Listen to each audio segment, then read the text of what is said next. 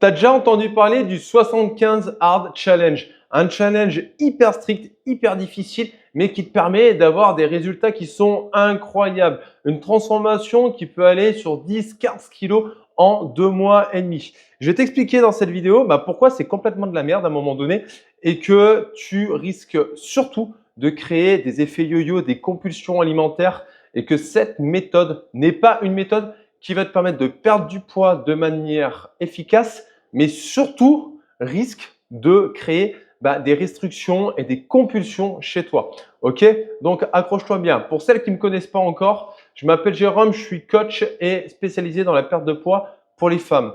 Dans ce podcast, j'essaye de débunker certaines idées, mais surtout de transmettre ma vision de la perte de poids parce que moi-même, j'ai perdu 30 kilos et ça en un an sans jamais les reprendre et tout en ayant arrêté de fumer. Donc, c'est possible.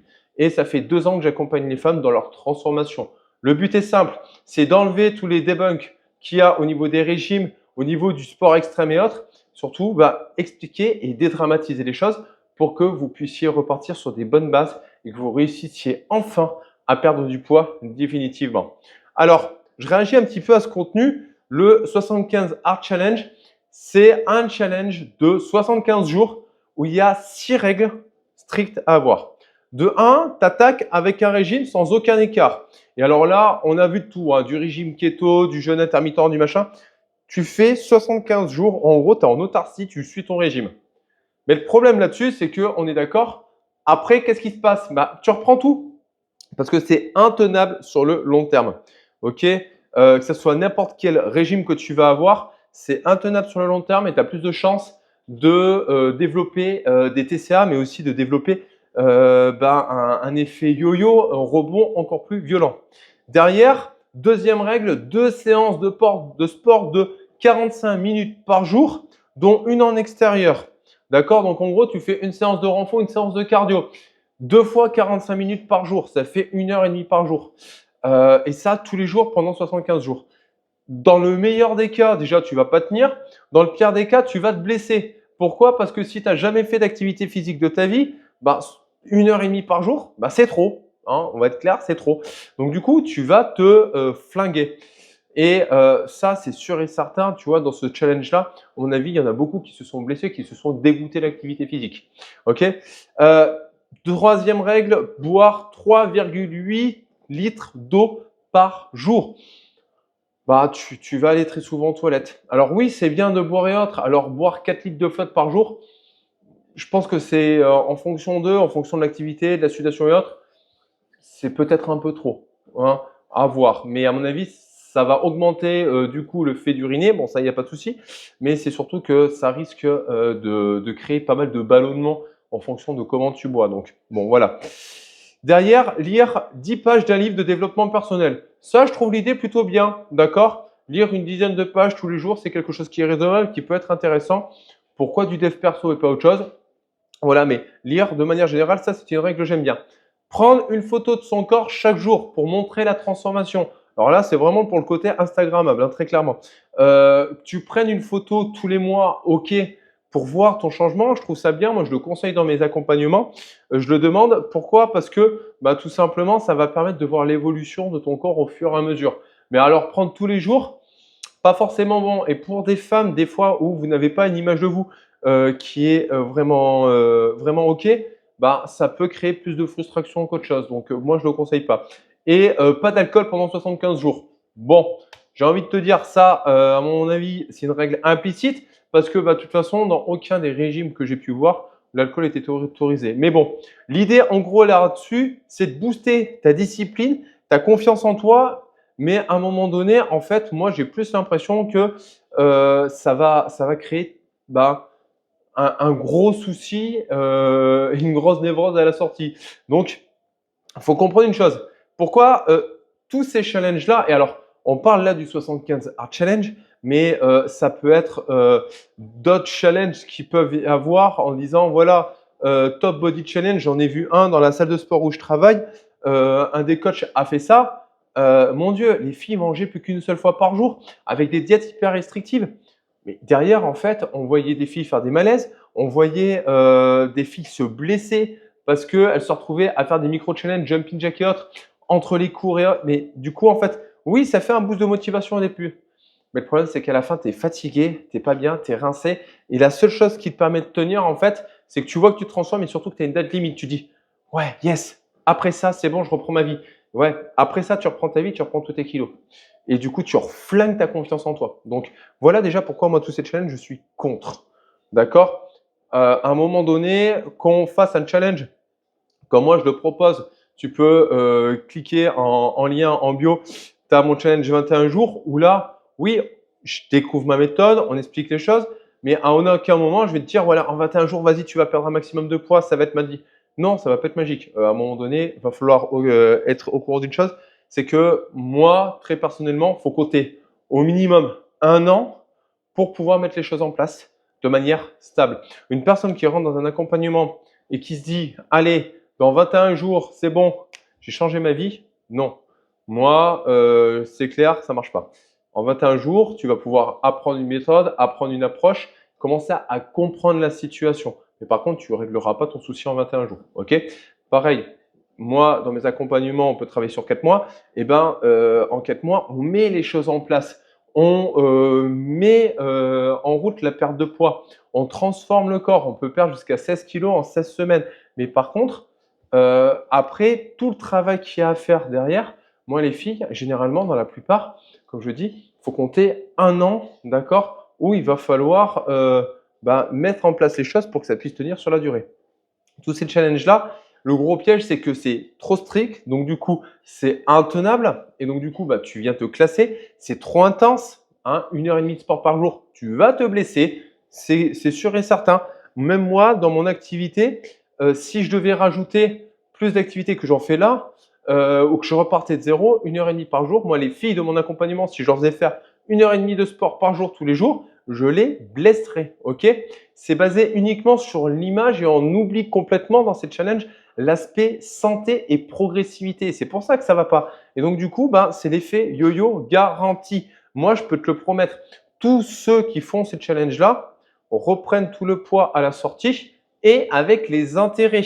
OK? Et ça, c'est le gros problème de ces défis parce qu'à un moment donné, ils créent l'illusion du changement, mais à un moment donné, ils ne stabilisent pas les choses et ça explose. OK? Donc, après, voilà, quelle est la meilleure stratégie de transformation? Pour moi, c'est mon avis, ok? Et je comprends que certaines ne soient pas d'accord, mais à un moment donné, moi, c'est ma manière de voir les choses. De un, il faut faire des changements qui soient progressifs et durables, ok? Remplacer petit à petit tes habitudes, ok? Tu viens créer des espaces dans certaines habitudes de vie pour pouvoir mettre d'autres choses en place, ok? Éviter le foutu pour foutu, ok? On va avoir des loupés, c'est normal. Donc, relax, sois progressif et step by step, tu vas voir, ça va te permettre de réussir. Il faut se fixer des objectifs qui soient réalistes et atteignables sur le court terme pour stimuler ta confiance et ta motivation et avancer. Si tu fixes que le haut du panier, tu vas te cracher à la sortie. Ok? Il faut éviter les restrictions extrêmes. Ça ne mène jamais à rien, à part à la limite à une bonne névrose et à des TCA. Ok? Donc, il n'y a aucun aliment qui est interdit. Tu as le droit de manger du chocolat, tu as le droit de manger du fromage. On est en Auvergne ici, le fromage, c'est la vie. Euh, le chocolat, le fromage, les bonbons, ça fait partie de l'alimentation, ça fait partie de l'équilibre alimentaire. Il faut savoir être flexible. C'est ça qui permet de tenir dans la durée sans frustration. Après, tu vas me dire, oui, mais le problème, c'est que si je craque, derrière, je ne réussis pas à reprendre. Non, en fait, tu craques parce que de un, très souvent, tu as faim. Donc, c'est que tu ne manges pas assez. De deux, vu que tu catégorises les aliments comme bons ou pas bons, en fait, dès que tu vas tomber dans un aliment que tu aimes, mais qui est considéré comme pas bon pour toi, tu vas exploser le compteur parce que tu te dis intérieurement, c'est peut-être la dernière fois que je le mange. Ok? Donc non, aucun aliment n'est interdit. Et si tu sens que tu as des pulsions, des choses comme ça, vérifie déjà ta faim parce que très souvent, en fait, c'est que tu ne manges pas assez. Ok? Privilégie la régularité en premier plutôt que le volume et l'intensité. Ok? Mieux vaut faire à un moment donné 3, 4, 5 séances, d'accord, dans la semaine, mais de 10 minutes tranquille sur un départ, ok? Et petit à petit, tu augmentes ton intensité et en dernier, si tu attends, tu augmentes le volume. Mais tu ne viens pas passer de 2 heures de sport par semaine à 10 heures de sport par semaine. Anecdote toute simple, hein, j'ai une de mes coachées, elle me dit: «Putain, je comprends pas Jérôme, j'ai mal au genou». Je suis parti, je lui ai dit: «Tu as changé de chaussures?» «Non». «OK, qu'est-ce qui se passe du coup?» En fait, elle est passée de 2000 pas par jour à 13 000, 21 000 pas par jour. Qu'est-ce qui s'est passé? Le genou, il a dit: «Non, stop, là, en fait, je suis pas en capacité de tenir cette charge». Donc je lui ai dit: «En fait, là, tu y allais trop fort, donc réduis le cap, commence avec 5 000, 6 000 pas. OK, une fois que là, ça va, on passe à 9 000, 8 000, puis à 10 000. Là, OK, c'est raisonnable. C'est ça la progressivité. OK. Et à un moment donné aussi, apprendre à manger équilibré plutôt que de suivre des régimes au pif. C'est pas pour rien. C'est pour ça, fais-toi accompagner d'un professionnel. Moi, dans mes accompagnements, c'est une diététicienne professionnelle qui gère ce volet-là, parce que tout coach qu'on est, on a des notions en nutrition, on a des formations. Moi, je suis formé très régulièrement en nutrition, mais à un moment donné, être accompagné d'une personne qui soit vraiment professionnelle, qui est diplômée là-dedans, qui peut faire des plans alimentaires avec des grammages ou qui maîtrise des outils que je n'ai pas, moi, je trouve ça très intéressant. De toute façon, à un moment donné, on ne peut pas tout gérer, on ne peut pas tout maîtriser. C'est pour ça que travailler en équipe, c'est la meilleure des solutions pour moi. OK? Donc, il faut à un moment donné revoir un petit peu l'équilibre alimentaire, savoir quoi manger, quand manger, pourquoi le manger, mais surtout, voilà, quel bienfait il y a à chacun des aliments, prendre conscience de l'impact des aliments sur ton corps et ce qui t'apporte, prendre conscience de la densité calorique d'un aliment, c'est très intéressant et adopter une alimentation qui te convient, qui répond à tes besoins et où tu te sens bien au quotidien sans te priver et sans te retrouver dans on va dire des frustrations ou des compulsions quand tu te trouves sur quelque chose où tu ne peux plus maîtriser ton alimentation. C'est ça qui est important. Retrouver une alimentation dite saine, c'est pas forcément le bon mot, mais une alimentation où tu es aligné, où tu es en santé, d'accord? Donc voilà, j'espère que cette vidéo va pouvoir t'aider et va pouvoir parler à toutes celles qui veulent se lancer dans des challenges débiles pour pouvoir réussir enfin à se transformer. Il va falloir comprendre une chose, ça va vous prendre du temps, mesdames, mais si vous êtes patiente, si vous mettez les choses en place régulièrement, oui, ça ira pas aussi vite que tu voudras, mais par contre, ça va te permettre d'avoir des résultats et ça sur le long terme. Et donc du coup, pour moi, c'est ça le plus important. Pour celles qui le veulent et qui veulent découvrir un peu plus ma méthode, voilà, moi, je vous propose mon challenge de 21 jours. Vous n'allez pas perdre 50 kilos en 21 jours, je vous préviens d'office, mais par contre, vous allez pouvoir voir peut-être les améliorations que vous allez pouvoir mettre en place au niveau de l'alimentation. Vous allez pouvoir avoir des conseils de ma part un peu plus personnalisés. Et bien sûr, vous allez pouvoir avoir accès à des séances de sport pour pouvoir bouger. Donc déjà, ça, c'est la base. Donc si tu es intéressé, simplement clique sur le premier lien en rendez-vous. Tu auras un appel d'orientation avec moi ou un membre de mon équipe et on fait le point avec toi. Pour toutes les autres, rappelez-vous d'une chose, arrête d'enfiler des perles.